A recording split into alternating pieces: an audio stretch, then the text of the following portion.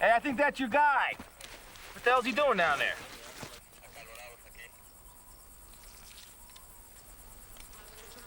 Heads and tortoises, that's what you just need to know, heads and tortoises. I mean, we read that. I was like, oh my God. Human head on the back of a tortoise. It's gonna be awesome. Currently, if you read the news on the Mexican war on the drug cartel, severed heads is a big calling card. The cartel cuts the guy's head off and they put it on the back of a tortoise and send it across the border, and then it blows up when the guys touch it. Hey, welcome to war! I think that it's a quintessentially Breaking Bad scene. We wanted to put Hank to face the real war on drugs.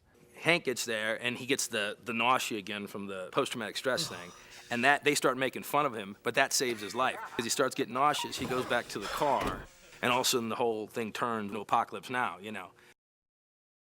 The whole tenor of that scene changes all of a sudden.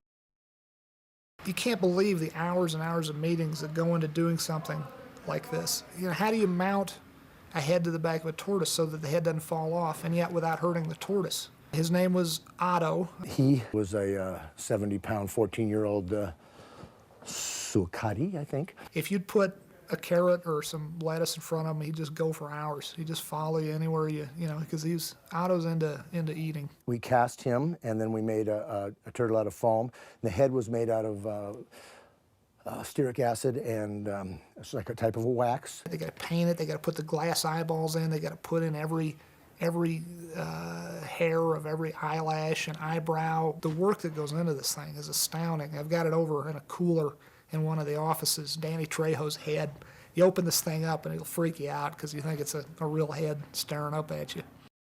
The stunt guys actually get cords hooked to them, and they get pulled out during the explosion, so they literally get pulled into the air on the explosion when they do it. The hard part about it was we had to have an explosion that was big enough to leave a crater and look larger than what would happen. And they actually had the guy who was holding the head, they replaced him with a dummy, because he gets blown to pieces. We blew up the dummy, had a mortar that would take the dummy out of the shot. That explosion was big. I was proud of us all the day we came up with that one.